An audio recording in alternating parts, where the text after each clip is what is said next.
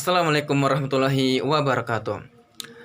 Taib fi hadil fursah mubarakah Ismil Kamil Afan Aji Mulyawan min Qism Tarbiyah Islamiyah fi mustawa ats-tsalitsah. Ana huna min firqah al-akhirah firqah isna asyar sauqaddimu lakum an maddatinal yaum yakni an duhuri al-awliya at-tis'ah allati qad nasyara ta'limuhu al-Islam fi Indonesia. Jadi pada kesempatan yang penuh barokah kali ini, saya selaku kelompok 12, kelompok terakhir mengucapkan banyak-banyak berterima kasih kepada kalian semua yang telah ikut andil, berpartisipasi, menyuarakan suara, bertukar pikiran di forum diskusi. Saya mengucapkan banyak terima kasih kepada kalian semua. Kemudian yang kedua, saya juga mengucapkan banyak-banyak terima kasih kepada dosen pengampu kami, yakni Bapak Aris Mahmudi, yang telah membimbing kami, yang telah memantau jalannya perkuliahan setiap minggunya.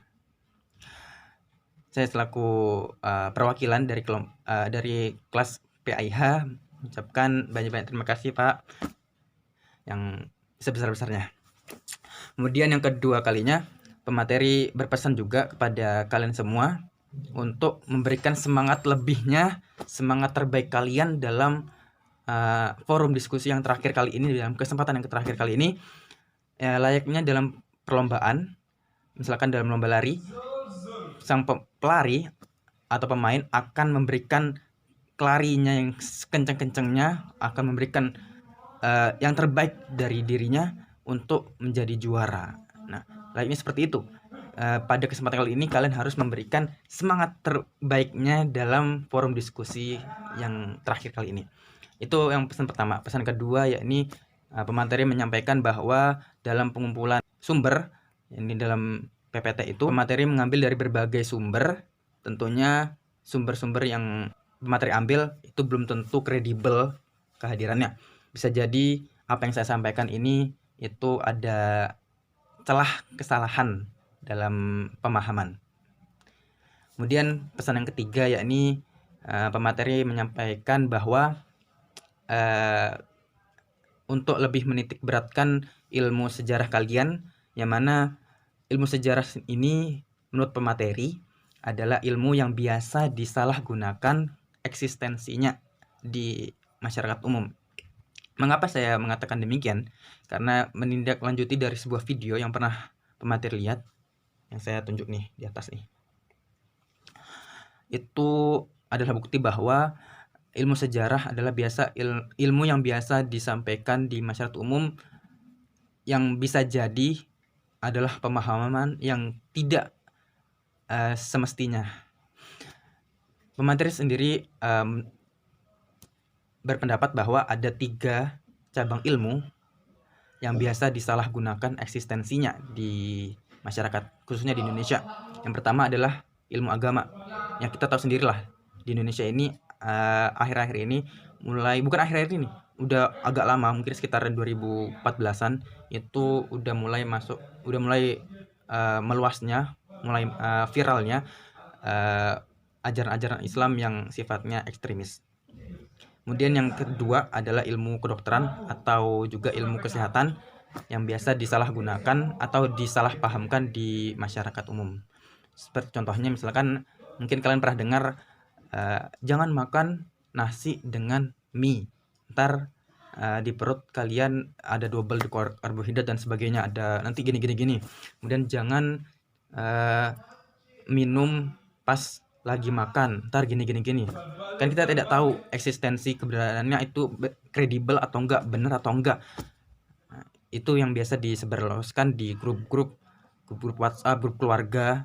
Kita kan tidak tahu itu apakah itu hoax atau fakta. Kemudian yang ketiga adalah ilmu sejarah, ilmu yang berkaitan dengan masa lalu. Bisa dibilang ilmu ini ya menurut dari sebelumnya itu ilmu yang biasa disebarluaskan di masyarakat umum dalam bentuk pemahaman yang salah.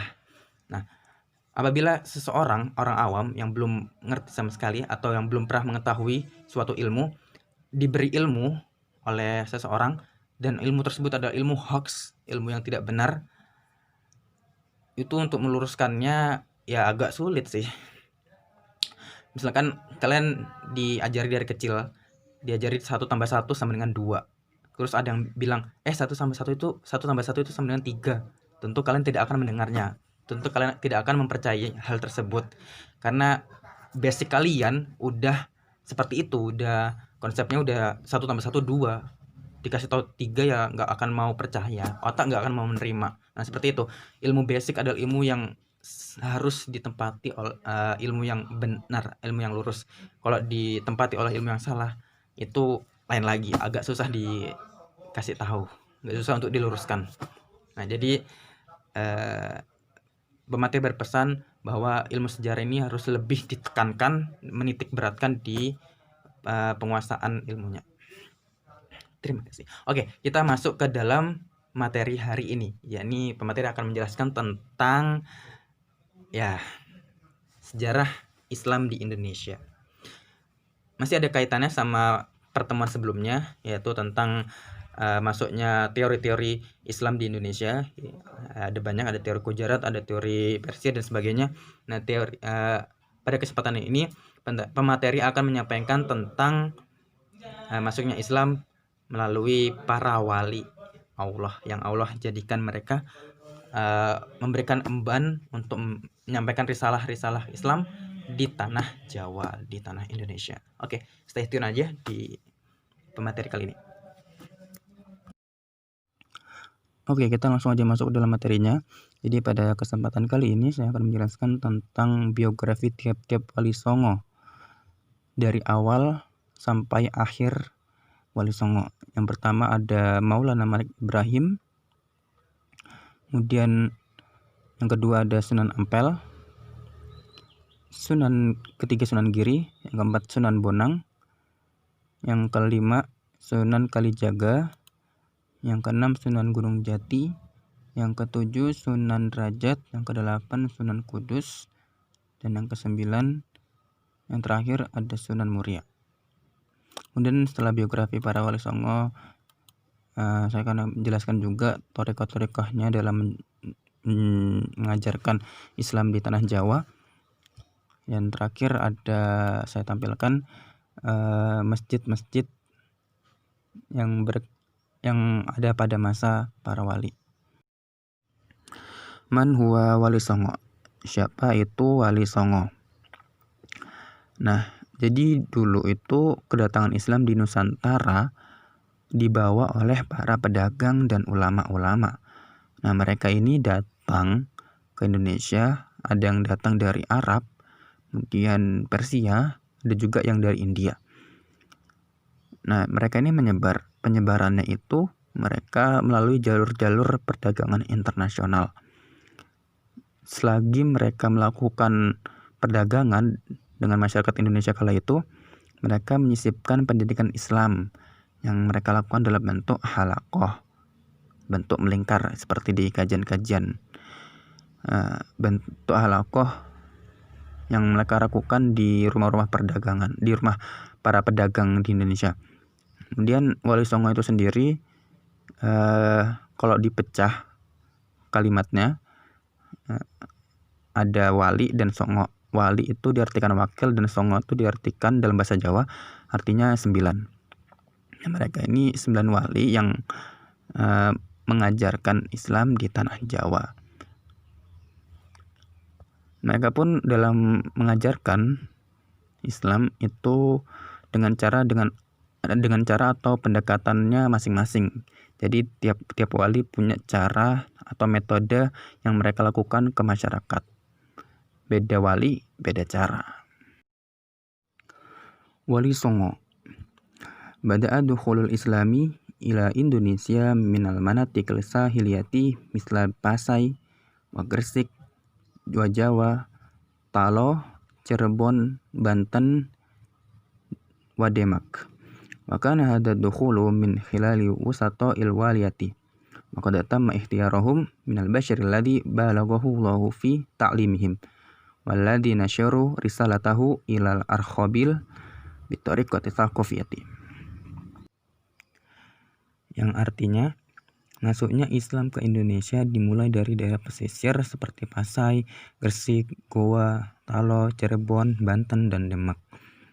Masuknya tersebut melalui perantara para waliullah. Mereka ialah manusia pilihan yang Allah Subhanahu wa Ta'ala lebihkan, yang telah menyebarkan dakwah risalahnya ke tanah Nusantara dengan cara budaya Nusantara. Jadi keberhasilan Wali Songo dalam menyebarkan agama Islam itu bisa dibilang telah mendidik manusia Indonesia menuju ke puncak kemanusiaan di Nusantara, khususnya di Pulau Jawa sendiri. Nah, kalau diibaratkan, para wali ini telah menuliskan sejarah dengan tinta emas, ya, karena telah berhasil mengislamkan Nusantara dalam kurun waktu yang sangat singkat, yaitu kurang lebih 40 tahunan.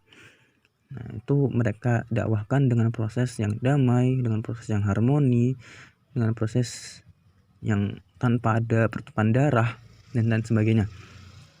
Nah, padahal dulu sendiri masyarakat Jawa itu sudah punya kepercayaan yang mantap, ya, mayoritas mereka memeluk agama Hindu, Buddha, dan masih ada juga yang menganut kepercayaan animisme dan dinamisme. Keberhasilan dakwah Wali Songo itu juga terlihat dari penerimaan masyarakat Indonesia atas dakwahnya. Nah, Wali Songo itu juga tidak pandang bulu. Yang mereka ajari itu bukan hanya golongan bawah, golongan menengah, bahkan ada juga yang dari para bangsawan dan raja sekalipun. Nah, mereka menerima dakwah Wali Songo itu dengan baik.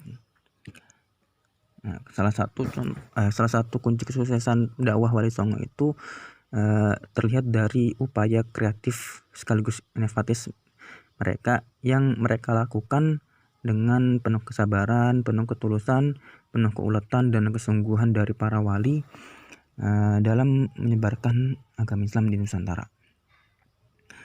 Kemudian para wali itu sendiri meskipun tidak hidup, tidak sezaman dengan kita, tapi dalam pemilihan dakwahnya itu bisa dibilang bukan sembarangan.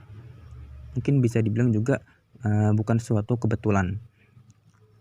Penentuan tempat dakwahnya itu dipertimbangkan dari segi faktor strategi yang sesuai dengan kondisi zamannya. Nah, jika kita perhatiin ke-9 wali itu pembagian dakwahnya itu punya dasar pertimbangan geosentris yang pas. Ke-9 wali itu kalau misalkan dibagi-bagi, dirasiokan, itu rasionya 5:3:1. Nah, dengan rincian 5 itu untuk daerah Jawa Timur dengan pembagian wilayah yang berbeda-beda. Yang pertama itu ada Wali Maulana Malik Ibrahim sebagai perintis yang mengambil daerah Gresik. Kemudian setelah beliau wafat, wilayah ini diambil alih oleh Sunan Giri. Kemudian ada juga Sunan Ampel yang mengambil wilayah Surabaya, terus Sunan Bonang yang mengambil daerah Tuban, dan terakhir ada Sunan Derajat yang mengambil daerah Sedayu. Secara umumnya risalah ajaran yang disampaikan oleh Wali Songo itu ada 3 macam. Yang pertama ada ilmu tauhid atau ilmu kalam yang mereka sampaikan melalui cerita-cerita wayang. Kemudian yang kedua ada ilmu fikih yang biasa diajarkan di pesantren-pesantren. Yang ketiga ada ilmu tasawuf atau ilmu suluk yang berisi wirid, terus tirakat, zikir-zikir, dan lain sebagainya. Jadi dulu penyelenggara pendidikan secara menyenangkan itu sejatinya sudah pernah dilakukan oleh Wali Songo sendiri dalam mendidik masyarakat Jawa selama beberapa abad yang lalu, hingga berhasil mendidik masyarakat Jawa dengan memeluk Islam dalam waktu yang relatif singkat tanpa ada pertumpahan darah. Jadi ya, pendidikan yang kreatif itu bukan baru-baru ini aja, bukan karena adanya media, tetapi udah pernah dilakukan oleh para wali di zaman-zaman dahulu kala. Maulana Malik Ibrahim Maulana Malik Ibrahim au ismul hakiki Maulana Makhdum Ibrahim As-Samarkandi alladhi ya'taqidu annahu wulida fi Samarkand Asyal Wusta fi nisfil awal minal qarnir rabi' asyara miladi wa huwa syakikun Maulana Ishaq yakni alimun min Samudra Pasai fi amin alfun wa salasumi'ah wa isnani wa tis'un dhahaba ila Jawa ala wajid diqati fi mantiqati Sambolo alati kanat mustamiratun Majapahit inda wusulihi ilal barri raisi di Java. Bada'a bi iftitahi syarikatin saghiratin li bai'is sil'i al-asasiyati bi as'ari munkhafidatin. Tsumma fataha aidan khidmatun tabiyatun majjaniyatun kama qama bi tadrisi kaifiyati zira'atil mahasili ma'al ashkhasil ladzi yu'anuna haliyan min azmatin iktisadiyatin wa harbin ahliyatin ba'da intihai min bina'i kuhin au muassasatin islamiyatin fi Leren tufiya am alfun tis'umi'ah wa wahid wa arba'un wa qabruhul an fi Qaryah Jabura yakni Gresik Jawa Syarqiyah laqad kana fi Jawa limuddatin sab'atun wa ishruna aman khilal amaliyatul karazati talqa istijabatu ijabiyatin minal jumhuril wal saltati wa qad thabata dzalika min khilali da'watihi ila ilaji zaujatil maliki allati ja'at min Kamba, yang artinya Maulana Malik Ibrahim atau nama aslinya Maulana Makhdum Ibrahim As-Samarkandi yang diperkirakan lahir di Samarkand, Asia Tengah pada paruh pertama abad 14 Masehi. Beliau bersaudara dengan Maulana Ishaq, yakni seorang ulama dari Samudra Pasai. Di tahun 1392, beliau pergi ke tanah Jawa, tepatnya di daerah Sembolo yang merupakan daerah jajahan Majapahit. Setibanya di dataran tanah Jawa, beliau mulai dengan membuka usaha kecil-kecilan yang menjual bahan-bahan pokok yang harga murah. Kemudian beliau juga membuka jasa pengobatan gratis. Beliau juga mengajari bagaimana bercocok tanam dengan masyarakat yang saat itu sedang krisis ekonomi dan perang saudara. Setelah selesai membangun pondok atau lembaga Islam di Leren, pada tahun 1914, beliau wafat dan makamnya kini terdapat di Kampung Gapura, Gresik, Jawa Timur. Beliau telah berada di tanah Jawa selama 27 tahun. Selama dalam proses dakwahnya, beliau mendapat respon yang positif dari masyarakat dan juga penguasa. Hal ini dibuktikan dengan beliau diundang untuk mengobati istri raja yang berasal dari Kampa. Ya, jadi masih terdapat kesimpang siuran pendapat dari mana sebenarnya Syekh Maulana Malik Ibrahim berasal. Menurut suatu sumber diberitakan bahwa Syekh Maulana Malik Ibrahim tanpa menyebutkan tanggal atau bahkan tahunnya, itu beliau dilahirkan di negeri Campa. Beliau adalah putra mahkota Zainul Alam, seorang ulama besar di negerinya. Tentang negeri alam Syekh Maulana Malik Ibrahim masih belum terdapat kejelasan. Ada yang menyebutkan dari negeri Arab dan ada yang menyebutkan dari Gujarat, India. Namun kalau memiliki dari batu marmer makam memberikan petunjuk bahwa beliau berasal dari Gujarat. Dan dalam perkembangan selanjutnya, pada saat ini ada yang menyatakan bahwa batu marmer pada makam Malik Ibrahim mirip dengan kuil yang ada di Cina. Dalam versi yang lain, ada yang berpendapat bahwa kemungkinan beliau berasal dari Arab yang hijrah ke Gujarat, India, lalu berkelana ke Malaka dan akhirnya sampai ke Pulau Jawa dan menetap di Gresik. Pada saat itu Gresik terkenal dengan bandar niaga yang maju dan ramai dikunjungi orang. Kemudian sejak kecil Syekh Maulana Malik Ibrahim telah dididik oleh ayah sendirinya dengan tekun beribadah dan berakhlak yang luhur. Di samping itu, pribadi beliau menunjukkan bahwa kebesaran jiwanya, kecerdasan otaknya, serta kejujuran budi sopan santunnya telah dipandang sudah cukup mampu menerima amanat atau perintah untuk menyiarkan agama Islam ke Asia Tenggara. Maka pada sekitar abad 14 beliau mendapat tugas suci menyiarkan agama Islam ke Pulau Jawa dengan didampingi oleh para pengiringnya. Pada tahun 1404 Masehi, Maulana Malik Ibrahim datang ke tanah Jawa, yaitu sewaktu Majapahit berada dalam kekuasaan Wikramawardhana. Dan kebetulan juga pada waktu itu kerajaan Majapahit sedang ada perang saudara. Sumber lain mengatakan bahwa pada batu nisannya tercatat wafat dari tanggal 17 Rabiul Awal 822 Hijriah atau 1419 Masehi. Ulama dan mubalik ini telah berdiam di Gresik dan sekitarnya selama 20 tahun. Itu artinya bahwa Syekh Maulana Malik Ibrahim datang ke tanah Jawa pada tahun 1399.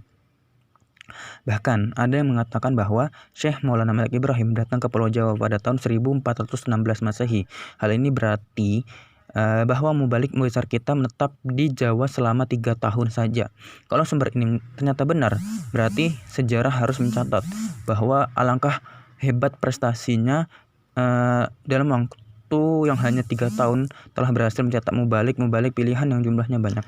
Leran merupakan tempat pertama yang disinggahi oleh Syekh Maulana Malik Ibrahim ketika tiba di tanah Jawa, atau lebih tepatnya di desa Sembolo.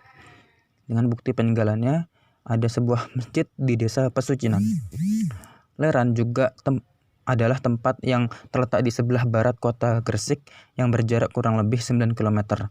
Dan Leran yang sekarang adalah salah satu tempat desa yang masuk ke dalam wilayah Kecamatan Manyar, Kabupaten Dati, Gresik. Nah, di Leran inilah Syekh Maulana Malik Ibrahim mulai mendakwahkan dakwahnya, yaitu menyiarkan ajaran agama Islam. Di samping berdakwah, beliau juga membuka usaha dagang di desa Romo. Romo itu sendiri adalah merupakan daerah atau desa yang terletak 4 km sebelah timur desa Leran. Letaknya sangat strategis, dekat kota perdagangan. Mengingat sebelah utara adalah Laut Jawa, sebelah timur Pelabuhan Gresik, di sebelah selatan adalah desa-desa pedalaman sebagai desa pertanian yang mendukung kehidupan perdagangan kota. Dan juga di sebelah barat terletak desa Leran di Muara Jenggolo atau Jenggaluh. Nah, dengan memperkenalkan barang-barang bawaannya pada masyarakat Romo, ternyata Syekh Maulana Malik Ibrahim ingin mempelajari bahasa daerah pada masyarakat di desa itu demi memudahkan lancarnya perdagangan dengan penduduk dalam rangka dakwah juga. Setelah beberapa waktu, Syekh Maulana Malik Ibrahim beradaptasi dan mempelajari bahasa setempat. Akhirnya, beliau sudah dapat menyesuaikan diri dengan masyarakat setempat, seperti dalam menghadiri upacara-upacara perkawinan atau dalam hal-hal yang lain. Sunan Ampel. Sunan Ampel ismuhu al-hakiki Raden Rahmat huwa awalu abana'i Sunan Maulana Malik Ibrahim. Dakhala al-ardo Jawa ma syakikihi al-asghar Sayyid Ali Murtado. Walakin qabla dukhuluhu ila ardi Jawa tawaqqafa fi Palembang fi amin alfun wa arba'umi'ah wa arba'un ba'da miladi fi sanawati salasi at-taliyati. Wa wasala tariquhu ila mantiqati Gresik wastamara fi tariqihi ila Majapahit liliqa'i amatihi alati tad'u Duwarawati. Ba'da fatrati tawilah fi Jawa tazawaja min dukin Tuban wa an'ama bi abna'i wa banati. Ahaduhum kana Sunan Bonang wa Sunan Derajat. Summa qama bi bina'i madrasati dakhilati fi Ampel Denta. Walati kanat hadiyatun mim malakin Majapahit. Summa arafat al-pesantren summa fi muntasifil qarni hamis asyar asbah pesantren bismi pesantren Ampel Denta. Markazan mu'assiran lil-ghayah fit ta'lim islami fil arkhabil. Wa kana min baini tulab Sunan Giri wa Raden Patah alladzi tamma nasyruhum ba'da dzalika lil wat'i fi ajza'i mukhtalifati min Jawa wa Madura. Yang artinya Sunan Ampel atau nama asli beliau adalah Raden Rahmat. Beliau adalah anak pertama dari Sunan Maulana Malik Ibrahim. Beliau masuk ke tanah Jawa bersama adik kandungnya yang bernama Said Ali Murtado. Tetapi sebelum masuk ke tanah Jawa, beliau pernah sempat singgah di Palembang pada tahun 1440. 3 tahun berikutnya, beliau melanjutkan ke daerah Gresik dan melanjutkan perjalanan ke Majapahit untuk menemui bibinya yang bernama Dwarawati. Setelah lama di Jawa, beliau menikah dengan putri Adipati Tuban yang bernama Nyai Ageng Manila dan dikaruniai putra-putri yang salah duanya ialah Sunan Bonang dan Sunan Derajat. Kemudian beliau membangun pondok pesantren di Ampel Denta yang merupakan hadiah dari Raja Majapahit. Kemudian pesantren itu dikenal dengan sebutan pesantren Ampel Denta. Pada pertengahan abad ke-15, pesantren Ampel Denta menjadi pusat pendidikan Islam yang sangat berpengaruh di wilayah Nusantara. Di antara para santrinya ialah Sunan Giri dan Raden Fatah, yang kemudian para santrinya disebar untuk berdakwah ke berbagai pelosok Jawa dan Madura. Sunan Ampel atau nama lain beliau adalah Raden Rahmatullah, merupakan tokoh tertua Wali Songo pengganti ayahnya, yakni Syekh Ibrahim As-Samarkandi. Ia berperan besar dalam pengembangan dakwah Islam di Jawa dan di tempat lain di Nusantara. Melalui pesantren Ampel Denta, Sunan Ampel mendidik kader-kader penggerak dakwah Islam seperti Sunan Giri, Raden Fatah, Raden Kusen, Sunan Bonang, dan Sunan Derajat. Dengan cara menikahkan juru dakwah Islam dengan putra-putri penguasa bawahan Majapahit, Sunan Ampel membentuk keluarga-keluarga Muslim dalam suatu jaringan kekerabatan yang menjadi cikal bakal dakwah Islam di berbagai daerah. Jejak dakwah Sunan Ampel bukan hanya di Surabaya dan di ibu kota Majapahit, melainkan meluas ke daerah Sukandana di Kalimantan. Sunan Ampel telah menyumbangkan tenaga untuk mengislamkan orang yang belum Islam dan mengajarkan akhlak terpuji yang terkenal di kalangan masyarakat dan sesuai dengan ajaran Islam.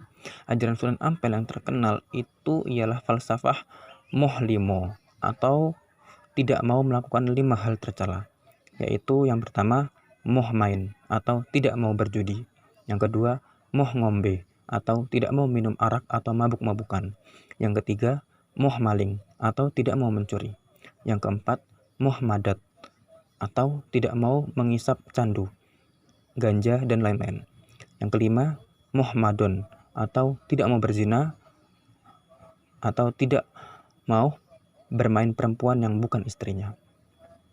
Adapun cara Sunan Ampel untuk mengajak masuk Islam,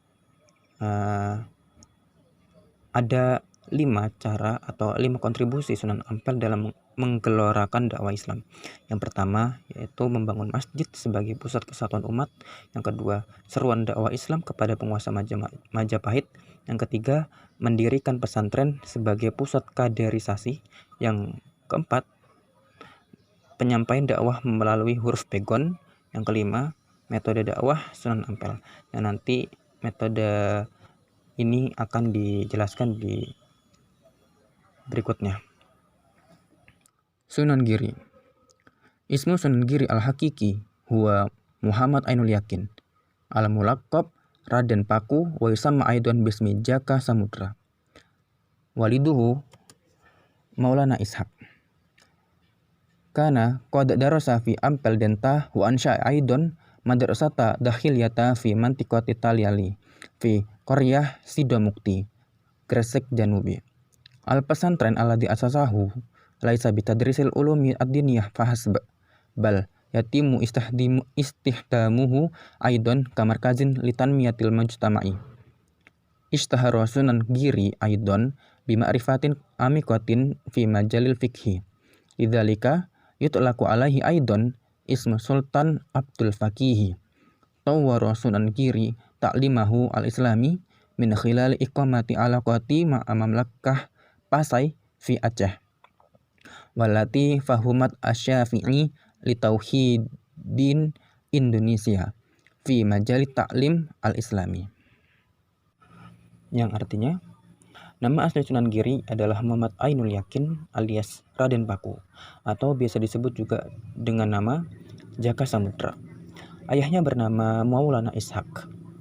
Beliau pernah belajar di pondok Sunan Ampel di Ampel Denta dan juga pernah mendirikan pondok pesantren di daerah perbukitan di daerah desa Sidomukti, bagian selatan Gresik. Pesantren yang ia dirikan bukan saja mengajarkan ilmu-ilmu agama, tetapi juga dipergunakan sebagai pusat pengembangan masyarakat. Sunan Giri juga terkenal karena memiliki ilmu yang mendalam di bidang fikih. Karenanya dia disebut juga sebagai Sultan Abdul Faqih. Sunan Giri mengembangkan pendidikan Islamnya dengan mengadakan hubungan dengan Kerajaan Paseh di Aceh yang berfaham Syafi'i sebagai pemersatu Indonesia di bidang pendidikan. Ibu Sunan Giri adalah Sekardadu dari Plambangan Banyuwangi. Bersamaan dengan Sunan Bonang, mereka belajar ilmu agama dari Sunan Ampel. Sejak umur 16 tahun, Raden Paku memiliki keistimewaan dibanding santri lainnya. Itu dibuktikan pada saat malam hari, Sunan Ampel, yakni gurunya, mengelilingi pesantren untuk melihat keadaan santrinya. Terlihat cahaya yang bersinar dari seorang santrinya, lalu sarungnya itu pun dibeli. Lalu sarungnya itu diberi tali. Ternyata saat pagi, sarung Raden Pakulah yang bertali. Ia juga diceritakan belajar mengaji dari Gresik dan tidak menetap di pesantren Ampel Denta saja, karena ia mampu menempuh jarak jauh hanya sekejap saja. Kisah menarik lainnya adalah tentang dagangan yang ia bawa ke Kalimantan. Ternyata tidak ia jual, tetapi ia bagikan kepada masyarakat sebagai zakat mal untuk ibunya. Sementara dalam perjalanan pulang dari Kalimantan, kapalnya diisi dengan pasir yang kemudian berubah menjadi barang dagangan seperti rotan, damar, dan kemenyan. Raden Paku dan Raden Bonang berkeinginan untuk menuntut ilmu dan melaksanakan haji di Mekah, tetapi keduanya baru saja sampai di Pasai atau di Malaka saja. Di sana keduanya berguru kepada ayah Raden Paku, yaitu Maulana Ishak. Raden Paku disarankan untuk pulang kembali ke tanah Jawa dan dibekali segenggam tanah. Setiba di Gresik, dicarinya daerah yang bersusun tanah sama dengan bekal tanah yang dari ayahnya. Di tanah berbukit, yakni di daerah Giri, itulah Raden Paku membangun masjid dan menjadikannya sebagai pusat penyebaran agama Islam, sehingga ia dikenal dengan sebutan Sunan Giri. Sunan Giri wafat di Giri, Surabaya, Jawa Timur. Sunan Bonang. Sunan Bonang au ismul hakiki Raden Maktum Ibrahim huwa ibnu Sunan Ampel. Darasa ad-dina min walidihi fil pesantren Ampel Denta. Wa ba'da dirasah li fatrati tawilah qama bil wat'i fi mantiqati Kediri allati kanat fi dalikal waqti min al-Hindusi wa hunaka asasa aidan masjid Dohatan fi. Min Kediri safaro ila Bonang wa hiya qaryah saghirah fil ismi bi Jawa Wusta. Summa hunaka ansha makanan al-istajsidi yu'rafu bismi wa tulayar. Tashammala al-manatiqu allati tamma tabshiru biha Tuban wa Pati wa Madura wa jaziratu Bawean haitsu tawaffa. Inna tariqata wa mawada wa wa'do Sunan Bonang lil mujtama'i hiya muzayyajun min ta'alimi ahlus sunnah fi uslubi sufiyah wa khututis salafi al-arsudiksiyah, yang artinya Sunan Bonang atau yang memiliki nama asli Raden Mahdum Ibrahim adalah anak dari Sunan Ampel. Beliau belajar agama kepada ayahnya di Pondok Ampel Denta, dan setelah lama belajar, beliau mendakwahkan ke daerah Kediri yang pada saat itu mayoritas masyarakatnya beragama Hindu. Dan di sana pula beliau mendirikan Masjid Sangkal Daha. Dari Kediri beliau berkelana ke Bonang, yaitu suatu desa kecil di Lasem yang terletak di Jawa Tengah. Kemudian di sana beliau mendirikan tempat persujudan yang dikenal dengan Watu Layar. Daerah yang pernah didakwahi antara lain di daerah Tuban, Pati, Madura, bahkan ke Pulau Bawean yang pernah atau yang menjadi tempat wafatnya. Cara dan materi dakwah Sunan Bonang kepada masyarakat adalah perpaduan antara ajaran Ahlus Sunnah wal Jamaah yang bergaya tasawuf dan garis salaf ortodoks. Ia menguasai ilmu fikih, ilmu usuluddin, tasawuf, seni, sastra, dan arsitektur. Karena Sunan Bonang adalah putra Sunan Ampel, yakni cucu Maulana Malik Ibrahim, maka dengan demikian silsilahnya sama dengan silsilah Sunan Derajat, yakni saudaranya. Beliau adalah pemimpin tertinggi tentara Demak yang menentukan Sunan Ngudung sebagai panglima perang. Ketika Sunan Ngudung wafat, Sunan Bonang menunjuk Sunan Kudus, yakni putranya, sebagai penggantinya dan memberikan strategi perangnya. Ketika Sunan Bonang melakukan dakwah Islam yakni di daerah Tuban, Pati, Madura, dan Pulau Bawean, beliau tinggal di Bonang, yaitu di suatu nama tempat yang muncul karena beliau pencipta alat musik Bonang. Beliau juga menciptakan tembang dan gending-gending Jawa untuk berdakwah yang sangat disukai masyarakat. Bila beliau membunyikan Bonang, masyarakat sekeliling datang berduyun-duyun ke masjid. Kolam yang biasanya dibuat sekeliling pura masih diteruskan dengan dibuat di sekeliling masjid, sehingga orang-orang yang datang ke masjid kakinya pun ikut bersih. Dakwah diajarkan lewat tembang yang diciptakannya. Ajaran Islam yang disampaikan Sunan Bonang tertuang dalam Handbook van Bonang dan N. Javanese Geschrift de Eeuw, yakni naskah wejangan yang dinyatakan sebagai ajaran yang berlaku pada abad ke-16. Dan pengajaran itu bersumber dari kitab 1. Ihya Ulumuddin dari Imam Al-Ghazali, 2. Tahmid dari Abu Syakur bin Syuaib As-Salami, 3. Talqis Al-Minhaj dari An-Nawawi, 4. Qut Al-Qulub dari Abu Thalib Al-Maki, yang kelima Risalah Al-Makiyah fi Tariq Al-Asad Al-Asufiyah dari At-Tamami, yang keenam Al-Antaki dari Dawud Al-Antaki, yang ketujuh Hayat Al-Auliya dari Abu Nuaim Al-Isfahami dan tulisannya juga bersumber dari tulisan Abu Yazid Al-Isfahami. Ajaran Sunan Bonang yang diklasifikasi dalam bidang akidah mengajarkan bahwa adanya bumi ini menunjukkan adanya Allah, Tuhan sebagai zat yang tiada memerlukan waktu dan tempat. Dia tidak berada di luar atau di dalam, tetapi keberadaannya dapat dirasakan dalam alam. Kemudian ajarannya dalam bidang syariah adalah menasihati agar orang tidak melalaikan ketentuan yang telah diturunkan Allah lewat Rasulnya. Manusia harus memperhatikan 5 hukum syariat, yaitu wajib, sunnah, makruh, mubah, dan haram. Diuraikan pula dalam kitab itu tentang niat baik, tertib, kemudian mendirikan sholat dan mencari ilmu. Sedangkan dalam bidang tasawuf, Sunan Bonang mengajarkan tentang ihsan, yaitu suatu kenikmatan hidup yang dicapai dan dirasakan lewat hidup yang tawadhu. Kemudian ibadah yang khusyuk kepada Allah dan sebagainya. Dilengkapi juga dengan kasyaf melalui kesungguhan dan kecintaan kepada Allah. Ia mengajarkan pula cara-cara untuk sampai ke sana. Ia memberikan tamsil riwayat para solihin, yakni Nabi Syuaib, Nabi Daud, Nabi Ibrahim, dan kisah Hasan Al-Basri. Tasawuf Sunan Bonang adalah tasawuf abad pertengahan yang menekankan zuhud, yakni menjauhi dunia, hawa nafsu, dan syaitan yang harus dilawan sebagai mujahadah.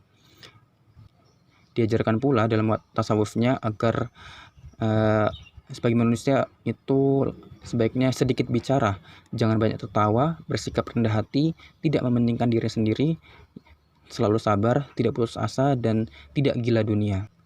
Orang harus menjauhi tanda-tanda buruk pada diri manusia seperti dengki, sombong, pamer, gila hormat, dan serakah. Serta hendaknya suka sholat malam, membaca Al-Quran, dan mengerjakan sholat sunnah. Nasihat itulah yang semuanya disampaikan secara populer oleh Sunan Bonang. Sunan Kalijaga, Ismul Awal Raden Said, wa adatan Matasumu Lukajaya, Syekh Malaya, Pangeran Tuban, au Raden Abdurrahman. Kana waladuhu Arya Walatekta, Dukun Tubang, Ahadu Naslin Mutamaridin Majapahit Al-Musamma Ronggolawe. Ya'taqidu anna waladahu i'tanaqa al-islama Sunan Kalijaga at-taqdirati ila anna amra yazidu an mi'ati amin ma'atil kalfatrati tawilati minaz-zamani bitab'i atawassa'at al-manatiku allati tamma tabshiru biha litashammuli Cirebon wa Banten wa Demak wa syahidat inhiyaru saltati Majapahit fi amin alfun wa arba'umi'ah wa samaniyatu wa sab'una wa hatta mamlakatal Pajang wa bidayati nihayati mamlakatil Mataram. Inna Sunan Kalijaga fi tanfidi idatihi yashubbu ila haddin ma Sunan Bonang ma'anam til mu'alimi yamilu fahmuhu ad-dini ila ayakuna salafan kama ikhtaru tadrisi asali bil fanni wa thaqafati fi khitabihi lidzalika fahuwa mutasamihul lil ghayati ma thaqafati al mahaliyati yujadilu bi annan nasa saufa yabta'iduna idza ta'arradu lil hujumi dittu mubadaihim lidzalika yajibu al-iktirabah minhum tadrijian ay al-mutabi'atu asna'i ta'siri alaihim ya'taqidu Sunan Kalijaga annahu indama yufahimul islama takhtafi al-adati al-qadimati talqaiyan, yang artinya Sunan Kalijaga atau nama kecilnya ialah Raden Said dan biasa dipanggil dengan Lokajaya, Syekh Majaya, Pangeran Tuban atau Raden Abdurrahman. Ayahnya ialah Arya Wilatikta, seorang adipati Tubang, salah seorang keturunan dari pemberontak Majapahit bernama Ronggolawe, dan ayahnya diperkirakan telah memeluk agama Islam. Diperkirakan usia Sunan Kalijaga mencapai lebih dari 100 tahun. Dengan waktu yang lama tersebut, tentu daerah yang didakwahi sudah meluas seperti ke daerah Cirebon, Banten, Demak, dan pernah menemui masa keruntuhan masa Majapahit, yaitu pada tahun 1478, dan bahkan juga Kerajaan Pajang serta awal kelahiran Kerajaan Mataram. Sunan Kalijaga dalam menjalankan dakwahnya kurang lebih sama dengan Sunan Bonang dengan pola guru. Paham keagamaannya cenderung salaf. Beliau juga memilih mengajarkan dengan metode seni dan kebudayaannya dalam dakwah. Kemudian karena itu ia sangat toleran pada budaya lokal. Ia berpendapat bahwa masyarakat akan menjauh jika diserang pendiriannya. Oleh karena itu mereka harus didekati secara bertahap, secara halus, yaitu mengikuti sambil mempengaruhi. Sunan Kalijaga berkeyakinan bahwa jika Islam sudah dipahami, dengan sendirinya kebiasaan lama akan hilang. Sunan Derajat menikah dengan putri Sunan Ampel saat berumur 20 tahun pada tahun 1470. Sementara itu Sunan Ampel berumur 50 tahun. Sunan Kalijaga mengalami masa hidup yang lama. Ia melewati 3 masa pemerintahan, yakni masa akhir Majapahit pada tahun 1478, kemudian masa Kesultanan Demak yaitu dari 1481 sampai 1546, dan masa Kesultanan Pajang yakni pada tahun 1568. Diperkirakan Sunan Kalijaga berusia lebih dari 100 tahun. Beliau wafat pada tahun 1580. Sunan Kalijaga berguru kepada Sunan Bonang di Pondok Bonang. Di situ beliau belajar tentang dari mana asal-usul kejadian alam semesta, dan juga termasuk di dalamnya tentang manusia, kemana perginya nanti dalam kelenyapannya, terus apa perlunya semua itu, ada apa sebelum lenyapnya nanti, terus apa perlunya manusia itu hidup, dan sebagainya. Ilmu Sangkan Paraning Dumadi inilah yang kemudian menjadi wejangan Sunan Kalijaga kepada para murid-muridnya. Selanjutnya Sunan Kalijaga melanjutkan berguru kepada Syekh Sutabris di Pulau Upih di Malaka, di sebelah utara sungai. Setelah ia berpindah ke Cirebon, ia juga berguru kepada Sunan Gunung Jati.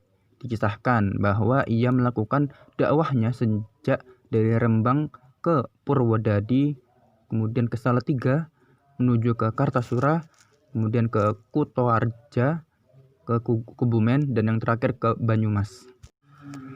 Sunan Gunung Jati. Sunan Gunung Jati au Syarif Hidayatul darasal Islamah mundu kana tiflan wa bada'a fi dirasah bisyaklin a'maki indama kana umruhu 14 aman min ulama'i misriyina wa qad safara ila duwali mukhtalifatin. Sunan Gunung Jati huwa wali songo al-wahid alladhi yaqudu al-hukumah. Istahdama Sunan Gunung Jati nufudahu bi'itibarihi Ibnu Maliki Pajajaran dinasri islami min sahili Cirebon ila dakhili Pasundan au Priangan. Yamilu Sunan Gunung Jati fi tadrisi ila itiba'i syarqil ausati bilugatin mubasyaratin thumma fi sinni tis'ah wa thamanuna istaqalu min mansibihi wa wasala ka rozatuhu tamma taslimu sultati ila amiri pasarian fi amin alfun wa khamsatu mi'ah wa thamaniyatun wa sittuna. Tawaffa Sunan Gunung Jati an amri yunahizu mi'ah wa isruna aman fi Cirebon wa dufina fi mantiqati Jablin Sembung, yang artinya Sunan Gunung Jati atau Syarif Hidayatullah. Beliau sudah belajar Islam sejak kecil dan mulai lebih mendalami ketika usia 14 tahun dari para ulama Mesir, dan telah berkelana ke berbagai negara. Sunan Gunung Jati adalah satu-satunya wali songo yang memimpin pemerintahan. Sunan Gunung Jati juga memanfaatkan pengaruhnya sebagai putra Raja Pajajaran untuk menyebarkan Islam dari pesisir Cirebon ke pedalaman Pasundan atau Priangan. Sunan Gunung Jati dalam ajarannya lebih cenderung mengikuti Timur Tengah dengan bahasa yang lugas.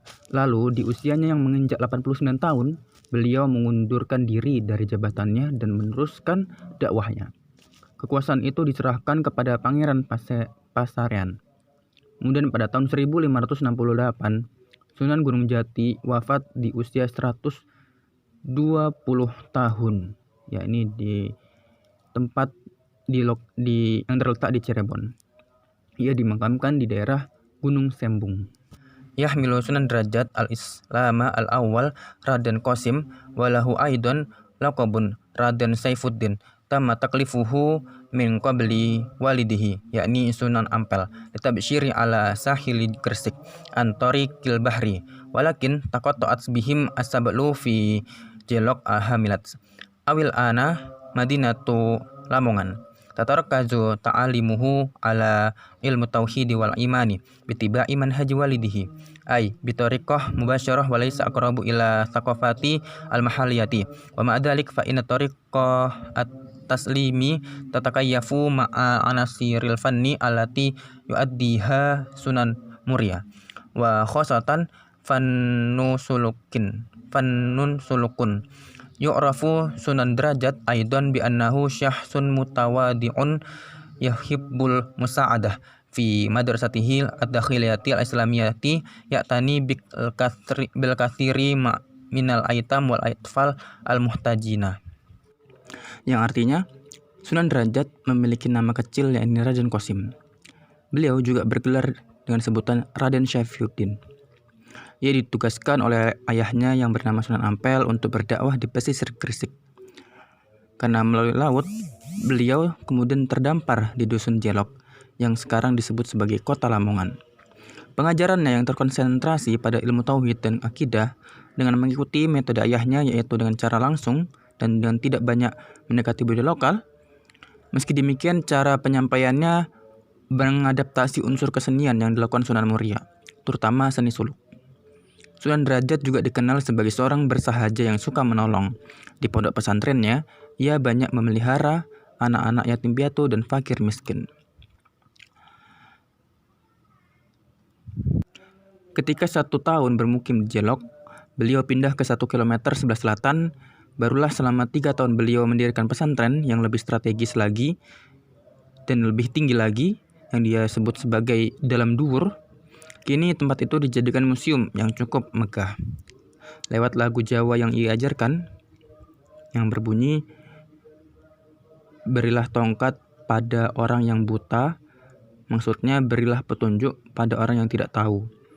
Berilah makan pada orang yang lapar, maksudnya sejahterakanlah kehidupan rakyat miskin. Berilah pakaian pada orang yang telanjang, maksudnya ajarkanlah budi pekerti bagi orang yang tidak beradab. Yang keempat, berilah tempat berteduh bagi orang yang kehujanan, maksudnya berilah perlindungan bagi orang yang tertindas. Beliau juga salah satu dari Wali Songo yang ikut berpartisipasi pada pembangunan Masjid Demak. Beliau dimakamkan di Desa Derajat, Kecamatan Paciran, Kabupaten Lamongan. Sunan Kudus al-Ma'ruf bismi Ja'far Shadiq wa ahadun abna'i sultani fi Misri ladhi safaru ila Indonesia ala wajhi dikwati fi jazirati Jawa. Ibnu Zawji Sunan Ngudung Syarifah wa Syaqiqul Asghari li Sunani Bonang Nyi Ageng Maloka fi Kesultanan Demak. Summa tamma ta'yinuhu amiru harbin wa ta'allama aidan al-kathiru min Sunan Kalijaga. Sunan Kudus yubashiru fi Jawal Wusta wa bitahdidi fi manatiki Sragen Simo ila manatiki Gunung Kidul.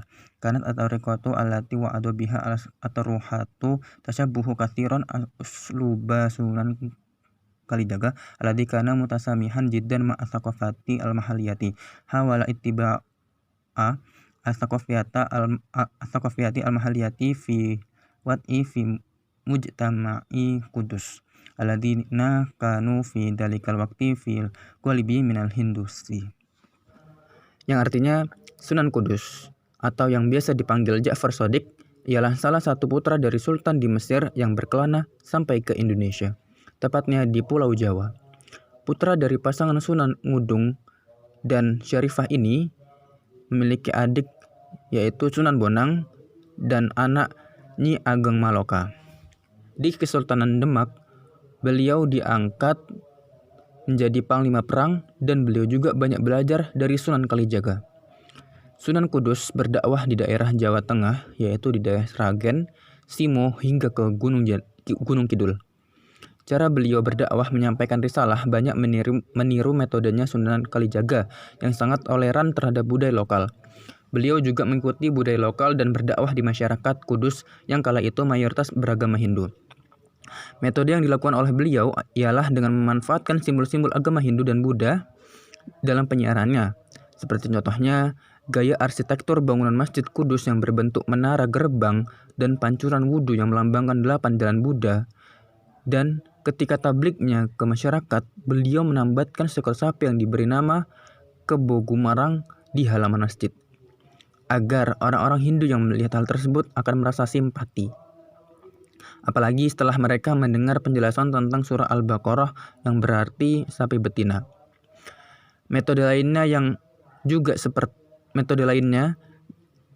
dilakukan oleh Sunan Kudus seperti cerita-cerita ketauhidan yang disusun secara berseri sehingga masyarakat tertarik untuk mengikuti kelanjutannya.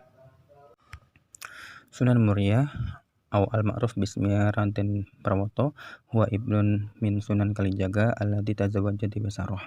Dewi Saroh nafsuha hiya asyaqiqatu al-asghar li Sunani Giri wa ba'nuha Asy-Syaikh Maulana Ishaq. Tariqatul wad'i hiya mislu tariqa abihi Sunan Kalijaga. Yuhibbu al-aisya fi amakina na'iyatin wa ba'idatin kana ijma'iyan kathiran ma'amatin nasi asna'a ta'limihi maharatiz ziraati wa tijarati wa saydil asmaki ad-da'wati min khilalil fanni hiya agniyatun sinom wa kinanti al-manatiku allati tamma tabshiru biha misla Jepara wa Tayu wa Juwana haula Kudusi wa Pati. Kemudian yang terakhir ini ialah Sunan Muria. Sunan Muria atau yang biasa dipanggil Raden Prawoto adalah putra dari Sunan Kalijaga yang menikah dengan Dewi Saroh. Dewi Saroh sendiri adalah adik kandung Sunan Giri sekaligus anaknya Syekh Maulana Ishaq. Cara dakwahnya seperti cara ayahnya Sunan Kalijaga. Beliau juga tinggal di tempat yang terpencil dan jauh. Beliau banyak bergaul dengan rakyat jelata sambil mengerjakan keterampilan-keterampilan bercocok tanam, berdagang, dan melaut. dakwah lewat seni adalah lagu Sinom dan Kinanti. Daerah yang telah didakwahinya seperti Jepara, Tayu, Juwana, hingga ke sekitar Kudus dan Pati. Beliau ketika berdakwah menggunakan pendekatan yang hampir sama dengan Sunan Kalijaga. Juga sebagaimana wali lainnya yang menciptakan tembang Jawa. Disebutkan bahwa Sunan Giri menciptakan tembang Asmaradana dan Pucung, Sunan Kalijaga menciptakan lagu Danggula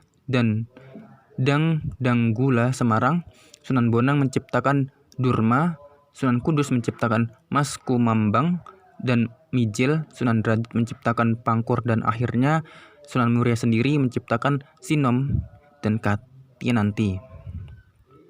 Sunan Muria juga menggunakan metode yang tidak melawan budaya yang ada, namun diwarnai dengan ajaran Islam, dan para wali telah mengubah beberapa lakom pewayangan yang isinya membawa pesan Islam. Ya, kita masuk ke dalam pembahasan yang terakhir, ini tentang metode dakwah Wali Songo. Sebelumnya saya minta maaf karena pada yang pembahasan ini saya tidak membaca tulisan Arabnya, tapi langsung dalam pembahasannya. Ya, karena mengingat waktu yang sudah makin panjang. Jadi dalam metode dakwah Wali Songo ini terdapat 3 model yang Wali Songo lakukan. Yang pertama ada metode Al-Hikmah. Metode Al-Hikmah ini ialah sebuah metode yang dilakukan secara bijaksana dan sensasional oleh para wali. Cara ini mereka pergunakan dalam menghadapi masyarakat awam tentunya. Sunan Ampel menyusun sebuah aturan-aturan syariat Islam bagi orang-orang Jawa. Kemudian ada juga Sunan Kalijaga yang memanfaatkan gamelan sekatennya. Dengan cara metode ini, Sunan Kalijaga membuat sebuah acara sekaten atau syahadatain. Pada acara tersebut, Sunan Kalijaga memainkan sebuah gamelannya di sebuah tempat gitu. Kemudian mengundang para masyarakat di sekitar untuk mengikutinya. Dengan catatan, bagi orang yang mengikuti acara tersebut, maka diwajibkan untuk membayar secara membaca syahadat. Jadi orang-orang yang mau masuk ke dalam acara, yang mau lihat Sunan Kalijaga memainkan gamelan, maka harus membayar dengan syahadat. Kemudian ada metode Tadarruj atau Tarbiyatul Ummah. Metode ini dipergunakan sebagai proses klasifikasi yang disesuaikan dengan tahap pendidikan umat. Artinya dalam pengajarannya ada konsep tahapan. Layaknya sekolah saat ini ada sekolah dasar, sekolah menengah, sekolah tinggi. Metode ini memakai syarat untuk masuknya ditujukan untuk umum yang ingin belajar, namun disesuaikan dengan kemampuan masyarakat kala itu. Sebagai contoh, bagi semua ini ialah antara lain ketika Raden Fatah menyatakan ingin berguru kepada Sunan Ampel. Maka Raden Fatah ditanya lebih dulu apakah sudah memiliki dasar. Setelah mengetahui dasar yang dimilikinya, kemudian Raden Fatah tidak lagi diharuskan masuk pondok pesantren, tetapi langsung ditempatkan dalam derajat lingkaran fal. Jadi Raden Fatah ini langsung naik kelas gitu, nggak perlu ke kelas dasar lagi. Kemudian Raden Fatah memang membawa bekal ilmu yang sebelumnya ia miliki sejak dari Palembang. Nah, dari metode ini terdapati bahwa sistem kelas, sistem tingkatan SD, SMP, SMA itu sudah ada sejak zaman para wali songo. Tidak pada masa penjajahan, melainkan udah ada pada masa wali songo. Hal ini dilakukan agar para santri atau para murid yang berguru ke sebuah lembaga itu dapat menerima ilmu dengan secara bertahap, secara baik. Karena kalau ilmu yang diajarkan secara langsung ke pembahasan yang berat, langsung ke materi yang berat, maka dapat dipastikan murid tersebut tidak dapat memahami secara baik materi yang diajarkan oleh gurunya. Jadi selama ini selama ini sistem pendidikan Indonesia itu telah menerapi apa yang dilakukan oleh para wali zaman dahulu. Kemudian metode yang ketiga ini metode pembentukan dan penanaman kader serta penyebaran juru dakwah ke berbagai daerah. Jadi pada metode yang ketiga ini bisa dibilang metode yang menjadikan muridnya sebagai guru. Jadi murid yang udah memiliki kapabilitas keilmuan yang cukup, maka dianjurkan untuk dikader menjadi seorang guru untuk mengemban atau mengajarkan ilmu-ilmu yang telah dipelajarinya selama di pondok pesantren atau di sekolah-sekolah dasar. Dan ini udah diterapin sejak zaman para wali songo dahulu, ketika